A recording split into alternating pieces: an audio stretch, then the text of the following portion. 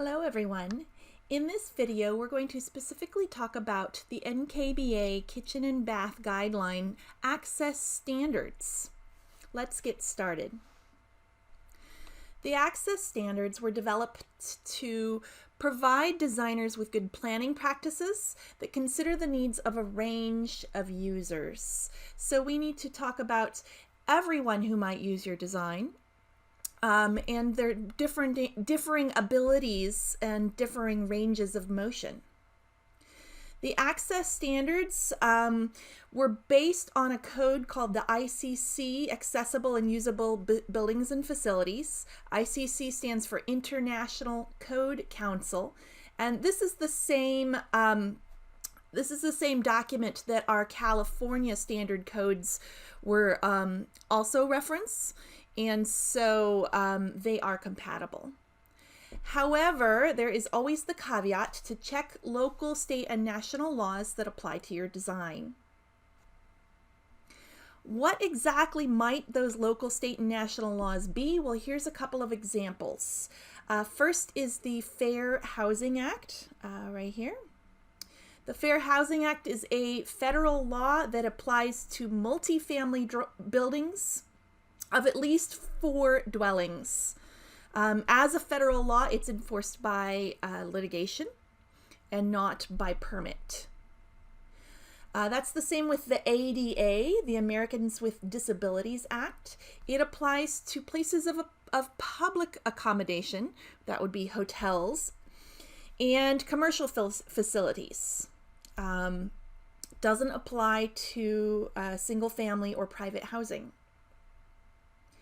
Here in California, we have the California Building Code. It has Chapter 11A and 11B right here, 11A and 11B. 11A is housing accessibility and 11B is public building accessibility. These are California codes, building codes, and therefore they are enforced by permits and inspection. The housing accessibility is comparable to the Fair Housing Act in that it applies to multifamily housing and some public housing locations. Does not apply to single family housing. In fact, none of these codes or laws apply to single family housing. When you're designing, especially for a custom single family house, really your only law or your only standards are what exactly your client would like and what exactly your client would need. But the NKBA guidelines give you some ideas of what might be helpful and useful for them. So here's the categories that we're going to talk about under accessibility. Clear floor space, maneuvering clearances, reach ranges, and accessible fixtures. The first one let's talk about is clear floor space. It applies at work areas, countertops, appliances, and fixtures. A person in a wheelchair will take up approximately 30 inches by 48 inches minimum clear floor space. Your NKBA book notes that it's better to actually measure your specific client if they are in a chair. All right, but these are some general standards. Now, why are we talking about a person in a wheelchair specifically for a number of these access standards? Well, it turns out that a person in a wheelchair, for one, it's a fairly common mobility aid for a number of different disabilities. And 2, it's one of the most limiting. And therefore, we talk about it kind of as a worst case scenario. It takes up the most space. And therefore, if you accommodate the wheelchair, you also accommodate a number of different other disabilities.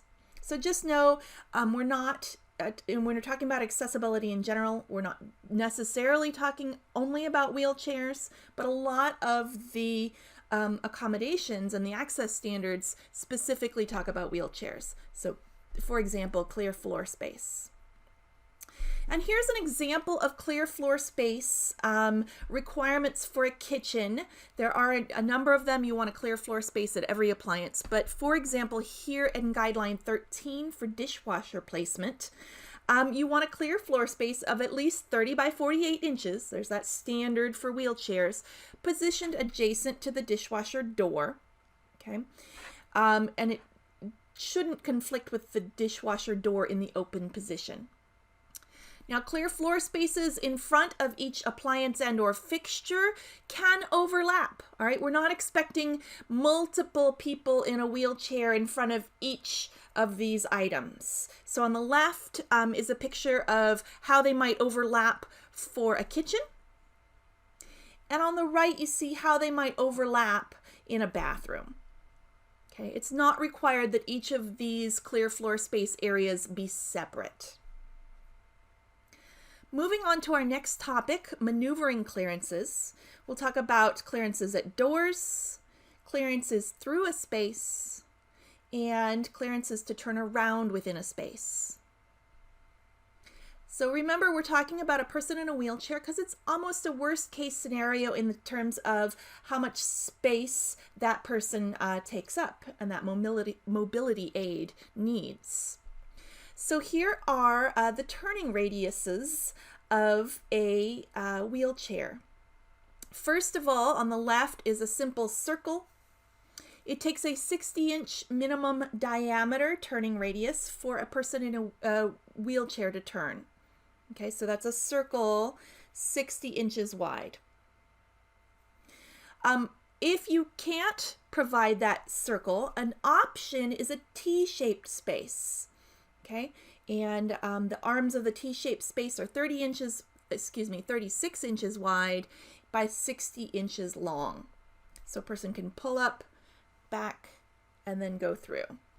It's almost like turning in your car. If you've ever practiced pulling up and doing a 3-point turn in a car, that's what we're talking about here in a T-shaped space. So every enclosed room that you provide for a person with a wheelchair needs to have this turning radius. In a kitchen, that's not so hard. Kitchens are usually fairly large. Okay, you do need to take care with a U-shaped kitchen that you get at least that 60 inches. But other than that, not really a problem. Bathrooms, however, can be a problem. So here are two examples of what that turning radius might look like in a bathroom. Let's take a look at the left here. We've got that 60-inch round turning radius. And on the right, we have an example of what the T-shaped clearance might look like. It's really important that whoever is using this space be able to turn around. Therefore, they can access everything and they can come in and out of the space easily. Here's another important concept when we're talking about maneuvering clearances, and that is passage. What kind of space do we need for a wheelchair to pass through? On the left, we have from Access Standard 7, you should have a minimum of 36 inches for any passage. But if you've got two and the person has to turn and go down another way, one of them needs to be a little bit wider, bump it up to 42 inches. It's actually very difficult for someone to go down a 36-inch hallway and then immediately turn into another 36-inch hallway. If you have, on the right-hand side here, if you have seating, for example, this bar area, you need to provide enough space for a person in a wheelchair to pass behind, and that minimum depth should be 60 inches. Notice that just like the rest of that particular guideline, that we are measuring to the bar and not measuring to any chair or movable item. Next, I'd like to talk about doors. Maneuvering clearances for doors are a little tricky. All right, here is your guideline number 1. It's this one is from the kitchen planning guidelines, but it's exactly the same for the bathrooms. So on the left here, we have a minimum clearance of through the door of 34 inches. Remember that that requires you to specify a 36-inch door. All right. It also mentions that you need to have a little clearance right here of 18 inches on the pull side of a door. That's so someone can roll up to the door a little bit to the side of it and have room to pull that door open. Now on the other side of this slide here, for planning guideline number 1, we show a door that has an item next to it. This happens to show a countertop. All that matters is there's something next to the door, and it's greater than 24 inches deep next to the door. Therefore, it's difficult to get to that door, and we need to bump up the size a little bit. So we have a clear opening width of 36 inches. Remember that that requires you to specify the door a little bit bigger, and it's 38 inches. So we need quite a wide door in this particular case. Now remember I said doors are a little complicated. There are a lot of different ways you can approach doors, and this picture here shows a bunch of them. Let me walk you through it.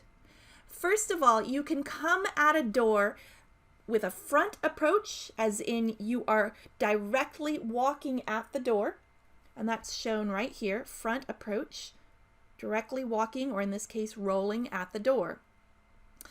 You can come at the door from the side, so you are walking along the wall and you're going to have to turn to go through the door. That's called a side approach.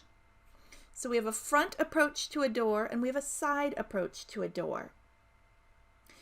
The door itself has a pull side and a push side. So here's our door right here, and look, it's swinging in this direction, right here. So if you are on this side of the wall right here, you are approaching the door from the pull side. If you are on this side of the wall, over on this side, you are approaching the door from the push side.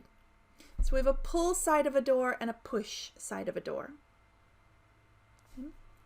We can also talk about a door in a different way. There is a latch side and a hinge side. So take a look at our door again. Here is the hinge side of the door. It's where the door is attached to the wall with hinges. And this side is the latch side of the door. Right? It's where, when you close the door, the latch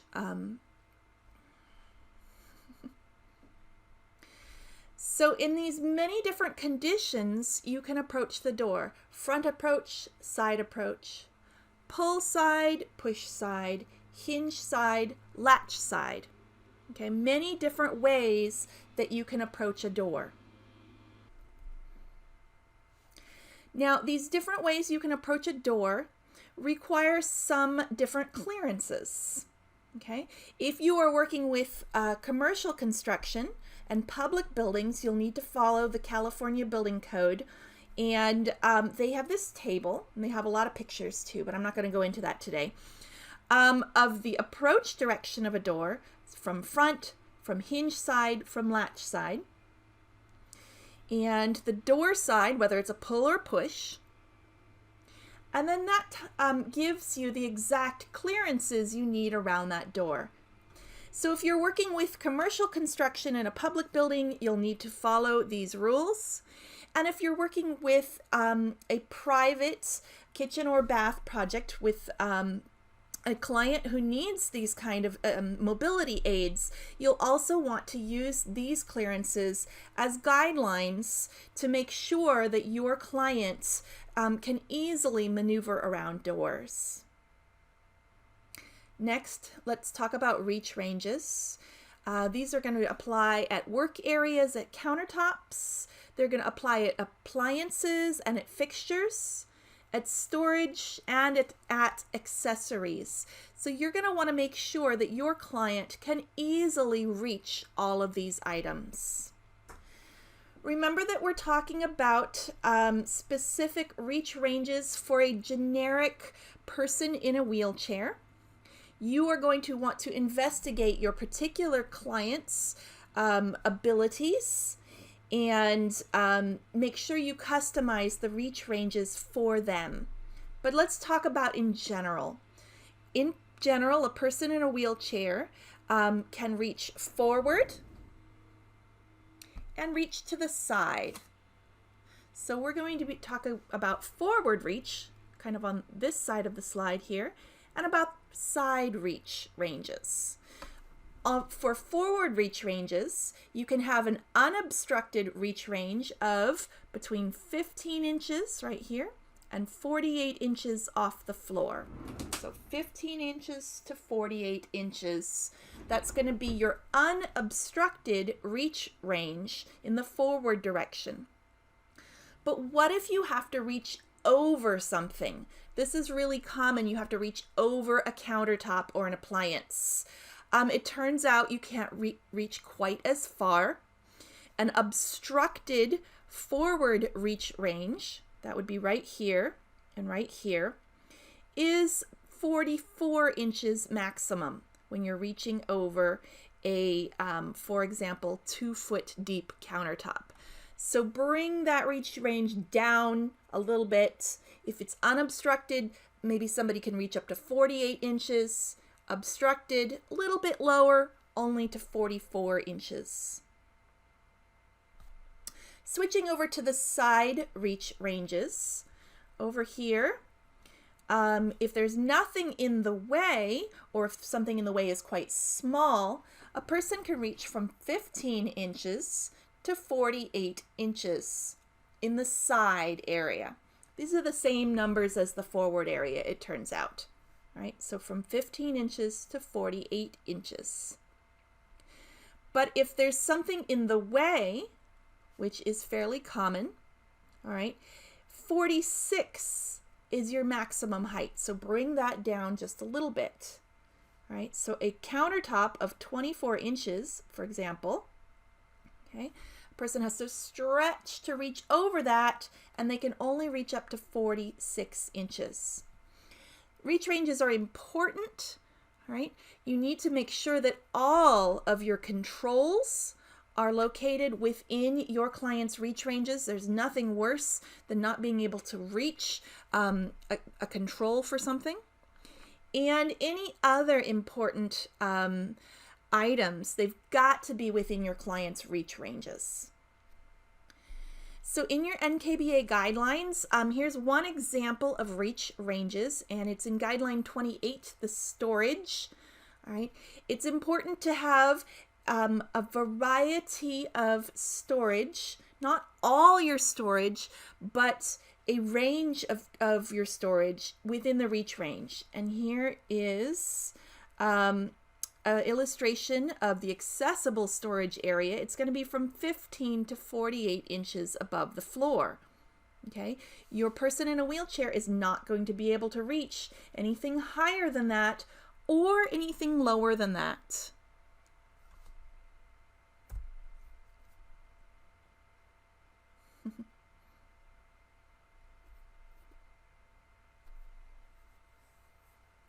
All right, we've talked about accessibility in general.